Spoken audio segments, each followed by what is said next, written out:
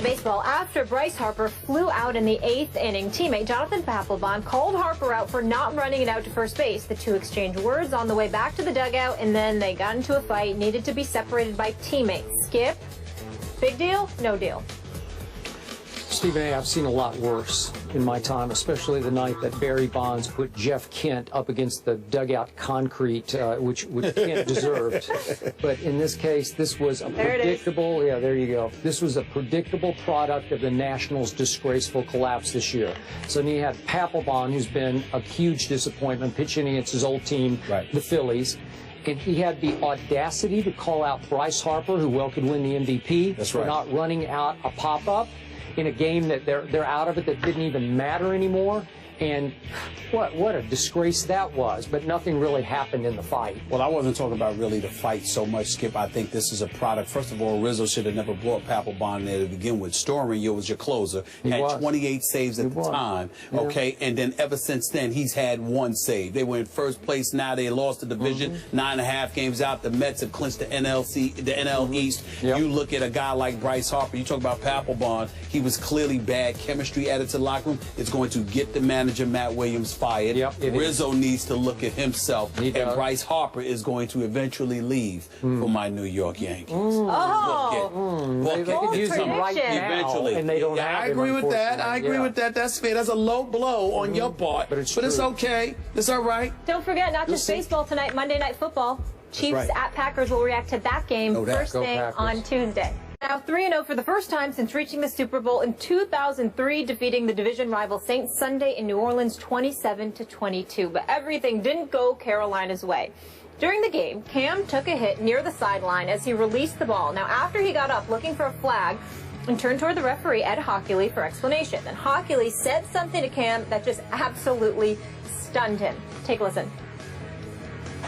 The response that I got was, Cam, you're not old enough to get that call. So I'm looking at him like, what? Jesus, I didn't think you had to have seniority to get a personal foul or anything like that. I'm ticked off, really. You know, just the fact that it's kind of, one, did he miss the call? If he would have said he missed the call, okay, that's one thing. But for his response to be what it was, I'm not old enough to get that call. Jeez. So, heaven forbid he gets any rookies. You know, they're going to have a long day, man. Ooh, NFL VP of officiating Dan Blandino was on NFL Network this morning and said that Ed Hockley denied saying this, but Blandino also said if the conversation is confirmed after an investigation, Hockley could face discipline. Skip, what do you make of all this? Stephen A., I'm on Cam's side here. Now, I'm having to take Cam's word for it that Ed Hockley said to him what Cam said that he said, but the way Cam said it in his post-game media session came across to me as completely authentic. He didn't seem to be guessing about it. He seemed 100% sure that's what Ed Hockley said to him as soon as he bounced up without getting a call. So to me, if that's true, and I'm going to guess that it was true, but I could be wrong. Maybe we'll hear from Ed Hockley today. I don't know. We haven't. He needs to say something. He does need to say something. I'm with you on that. If he did say that, it was completely out of bounds, and he should be disciplined for saying that to him. Now, we don't usually hear this in the sport of football. We hear it a lot in baseball, that there'll be a lot of back and forth between a plate ump and a pitcher after the game. They'll fire back and forth verbal volleys. But I can't remember the last time that it came out after an NFL game, the quarterback calling out the head referee. Remember, he's the crew chief. And just for those who don't know, he's become something at Hockley of a celebrity ref in the National Football League. This is his 26th season, and for 24 of those seasons, he has been a crew chief. So he was the big cheese right away as a young referee. And he has often been voted by coaches as one of the top officials in football, one of the top referees. And he's also become something of a celebrity ref in that he was on the cover of Sports Illustrated in 2012 when the refs, remember the impasse, where the labor impasse ended. They cheered when they came back. But my question to you, and I'm throwing it out to our viewers, is it possible that Ed Hockley has gotten a little too full of himself, that he's going to now interpret the rules the way he wants to interpret the rules? What I don't get is, Cam's not a young player anymore. This is his 5th year. I don't consider him a young pup anymore at age 26. And so I'm having to guess what Ed was trying to say to him. Is he saying that only aging quarterbacks who are immobile get that kind of call? I don't know. Is he saying that Cam's still young enough and mobile enough and just good enough that I'm not going to give you that call? Well, if that's what he's saying, that is so out of bounds, because you're now reffing players by their ability or their age. And as Cam said, what's he going to say to a rookie? You know what? It's not fair to Cam Newton, and I'm happy that he called him out. But in the end, you know and I know, this may not play well with other referees around the league, that you broke the vow of silence on the football field. What is said here stays here. It's out there in public now, and I'm not sure that Cam set himself up for getting exactly preferential treatment from this point forward from other referees. Fire away. I have a bevy of thoughts on this issue. Number one, I completely believe Cam Newton. That's number one. Me too. It is, to be fair to Ed Hockley, we haven't heard his side. We haven't heard from him directly. So in the interest of fairness, we have to throw that caveat out there. But I don't think that Cam's words alone is just piercing. I think the fact that he has it supported by video really highlights it. If you look, you can't tell what Cam Newton is saying. I almost had to sneeze, excuse me. He's saying there you go. That's what I need to get out. You can't say for sure nobody heard what Hockley said to him.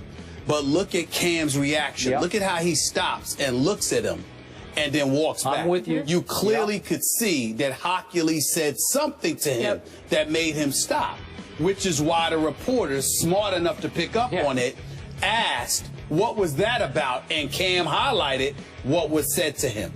So on that point, you're absolutely right.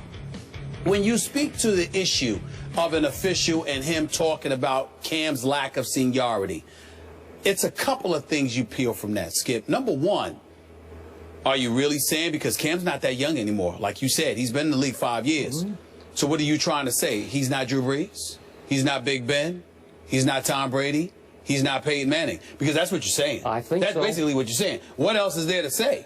How many quarterbacks in the NFL have been starting quarterbacks for five plus seasons? I mean, think about that for a second here. Go down a list of quarterbacks. I mean, the Carson Palmers of the world, you can throw him out there. Sure. Russell Wilson is younger. You know, I mean, Nick Foles is younger. Teddy Bridgewater is younger. Aaron Rodgers obviously is up in the air. You know, that equation. Matthew Stafford. What are you going to say? Matthew Stafford isn't young enough. So he's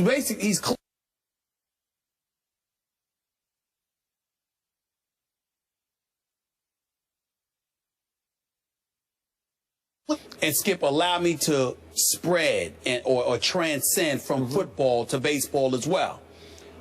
You know, I watched Madison Bumgarner for the San Francisco Giants pitch last week and have a 17-second stare down with the umpire. Let me tell you how egregious that was. Right? The plate umpire, right? Let me tell you how egregious that was. Not only because of the fact that the umpire was literally instigating it, okay, by taking off his mask and staring down Bumgarner. Bumgarner threw strikes. Those should have been called strikes. And the umpire had an attitude with him and clearly did not call strikes. Why am I bringing that up? Because when we talk about Ed Hockley with Cam Newton, if indeed you're refraining from making calls because of something other than the actual game itself and the rules that govern it, and instead you're personalizing it to some degree, you got a problem. You got to go. Now, I understand that baseball is different. I understand that baseball is different from football. My argument is that it shouldn't be. No matter what the sport is, there isn't a fan in those seats who come to see the umpire or the game official. I promise you, those fans who walk through the turnstiles, even though to a lesser degree, it's about the players in the National Football League, because it's just football, it's an event, it's only 16 games during the season. I promise you they would rather see Cam Newton than Ed Hockley. And I promise you, those folks that walked through the turnstiles for that game that San Francisco was playing with the Giants, the San Francisco reigning MVP of the World Series, Madison Bumgarner. come out there and pitch. Totally agree. So when you've got that problem, I know, it's got to be addressed across the board because the fans are being robbed as much as anybody else when that happens. Okay. I'm going to remind you again, Hockley is probably the most recognizable referee going right now, in part because of his big biceps that he's shown often, you know, just for his muscles. He became like a cult figure. Okay, I'm with you. He's been so recognizable for so long, he may think that he's now a star referee. That should be an oxymoron. Star referee should not go together. Am I right? Absolutely. Because they're always the best. What's the old saying about, it's mostly for baseball umpires, but they're at their best when you did not notice them. Is that not right? Yes. Yes. Well, let me ask basketball referees. Let me throw you this question. How many fans do you know who the game officials are going to be prior to their arrival to the game? Some gamblers probably do. But I understand gamblers. That's about it. That's about it. Nobody else knows who the hell the referees are going to be, who the officials are going to be prior to the game.